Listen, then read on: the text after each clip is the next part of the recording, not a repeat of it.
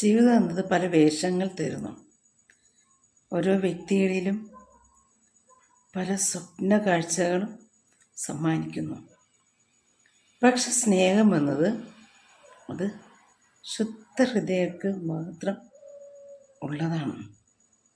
അതായത് സ്നേഹം എന്നത് നല്ല മനുഷ്യർ തരുന്നൊരു സമ്മാനമാണ്. കാലം ആർക്കു വേണ്ടിയും ഒന്നിനു വേണ്ടിയും കാത്തു നിൽക്കില്ല. പക്ഷെ സ്നേഹമുള്ള മനസ്സെന്നത് എല്ലാവരുടെയും ഹൃദയത്തെ സ്വാധീനിച്ചിരിക്കും. ആ മുഖം എല്ലാവരെയും ഓർമ്മകളിൽ ലയിപ്പിച്ചിരിക്കും. കാരണം സ്നേഹം അത് കാലങ്ങളോളം ഓരോ ഹൃദയത്തെയും സ്പർശിച്ചു കൊണ്ടേയിരിക്കും. കാരണം സ്നേഹം എന്നത് കാലത്തിനും അതീതമായ ഒരു സംഭവം തന്നെയാണ്. എൻ്റെ ഫ്രണ്ട്സിനെ നമ്മൾ പറയട്ടെ, ജീവിതത്തിൽ ഏറ്റവും സന്തോഷകരമായ നിമിഷം അത് സ്നേഹിക്കുന്നവർക്കൊപ്പമുള്ള ആ സുന്ദര നിമിഷങ്ങളാണ്. അതുകൊണ്ട് തന്നെ ഫ്രണ്ട്സ് എല്ലാവരും, നിങ്ങളെല്ലാവരും എപ്പോഴും മനസ്സിലോർക്കണം, സ്നേഹം അത് ആവോളം ആസ്വദിക്കുകയും വേണം, തൻ്റെ പ്രിയപ്പെട്ടവർക്ക് ആവോളം കൊടുക്കുകയും വേണം. കാരണം ഒരു പക്ഷം മാത്രമല്ല സ്നേഹം കൊണ്ട് അർത്ഥമാക്കേണ്ടത്. രണ്ടുപേർക്കിടയിലും ആ സ്നേഹം തുല്യമായി ഉണ്ടായിരിക്കണം. സ്നേഹം എന്നത് കേവലം ഒരു വികാരമല്ല, ഒരു ജീവിതമായി മാറ്റണം ഓരോ വ്യക്തികളും. പരസ്പര സ്നേഹവും വിശ്വാസവും ഉണ്ടെങ്കിൽ ആ കുടുംബം എത്ര സുന്ദരമാണെന്നറിയാമോ?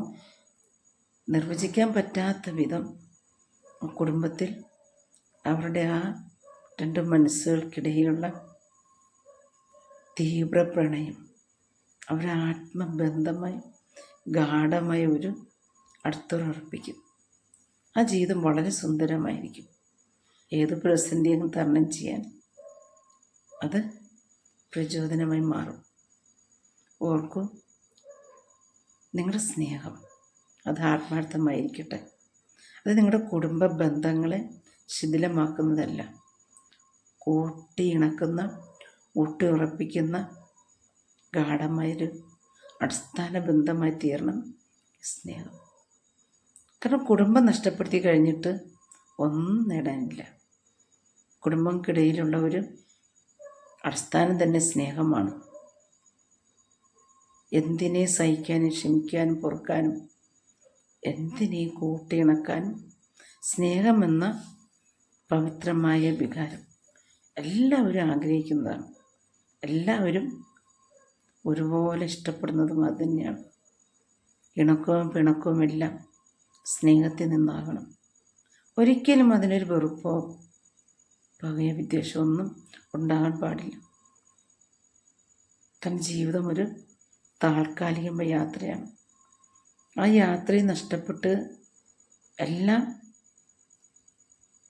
അവസാനിച്ച് എന്ന് ചിന്തിക്കുന്നിടത്തും വീണ്ടും മുന്നോട്ട് പോകാൻ ഒരു അല്പമെങ്കിലും ഒന്ന് ചിന്തിക്കാൻ സാധിക്കണമെങ്കിൽ നിങ്ങൾക്കിടയിലുണ്ടാകുന്ന ആ പവിത്രമായ ബന്ധം, സ്നേഹത്തിൻ്റെ ആഴം നിങ്ങളുണ്ടായിരിക്കണം.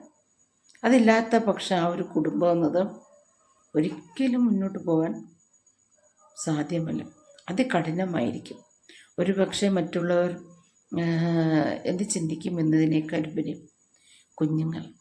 കുഞ്ഞുങ്ങളെന്ന ഒരു ചിന്ത കുടുംബത്തിൽ നിന്ന് എങ്ങും പോകാതെ നിങ്ങളുടെ കുടുംബത്തെ ചുറ്റിപ്പറ്റി ഒരു വ്യക്തി ഉണ്ടെങ്കിൽ ഓർക്കൂ, അവരെപ്പോഴോ നിങ്ങൾ സ്നേഹിച്ചിട്ടുണ്ട്. കുഞ്ഞുങ്ങളെന്ന ചിന്ത മാത്രമല്ല, അവരാ വീട്ടിൽ നിൽക്കുന്നത് നിങ്ങളോടുള്ള സ്നേഹം കൂടിക്കൊണ്ട് തന്നെയാണ്.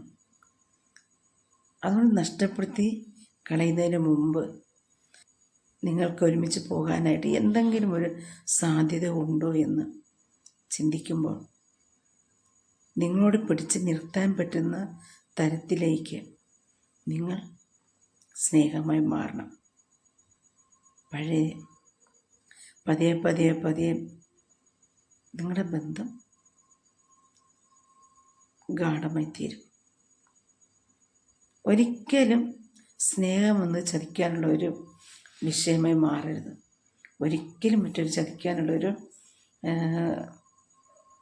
പോംവഴിയായി സ്നേഹത്തെ മാറ്റരുത്. കാരണം സ്നേഹം കിട്ടാതെ അലിയുന്ന എത്രയോ ആൾക്കാരുണ്ട്. ജീവിതത്തിലെല്ലാം വിഷമഘട്ടങ്ങൾ മാറിക്കഴിഞ്ഞിട്ട് ഒന്ന് വിശ്രമിക്കാൻ തുടങ്ങുന്ന വേളയിൽ നിങ്ങൾക്ക് ദുഃഖം തോന്നും. നഷ്ടപ്പെടുത്തിയത് എന്തോ അതിനെ നിങ്ങൾ എത്രമാത്രം പ്രിയപ്പെട്ടതാണെന്ന് മനസ്സിലാക്കുന്ന ആ സന്ദർഭം നിങ്ങൾക്ക് തിരിച്ചു കിട്ടാൻ പറ്റാത്ത വിധം നിങ്ങൾ അകന്നു പോയി കഴിയുമ്പോൾ പിന്നെ നിങ്ങൾക്ക് എന്താണ് വല്ലാത്തൊരു മുമ്പം തോന്നും. കിട്ടാത്തത് എന്തോ അതിനെ ഓർത്ത് നിങ്ങൾ ദുഃഖിക്കും. ഒരു ദാരിദ്ര്യമോ കഷ്ടതയോ പ്രയാസം എന്ത് വന്നാലും ആ വീട്ടിൽ തരണം ചെയ്യാൻ ഒരു വ്യക്തിക്ക് സാധിക്കണമെങ്കിൽ നിങ്ങൾ നല്ലൊരു വ്യക്തിയായി, നിങ്ങളിൽ നിന്ന് കിട്ടുന്ന സ്നേഹം, നല്ല വാക്കുകൾ, നിങ്ങളിൽ നിന്ന് കിട്ടുന്ന ആ ഒരു കരുതൽ, ഇതെല്ലാം ആഗ്രഹിക്കുന്ന വ്യക്തികളാണ് നിങ്ങളുടെ പങ്കാളികളെന്ന് ഓർമ്മിക്കൂ. ജീവിതം സുന്ദരമാകാൻ എല്ലാ വഴിയും നിങ്ങൾക്കൊപ്പം ഉണ്ടാകട്ടെ എന്നും ആശംസിക്കുന്നു. Thank you so much.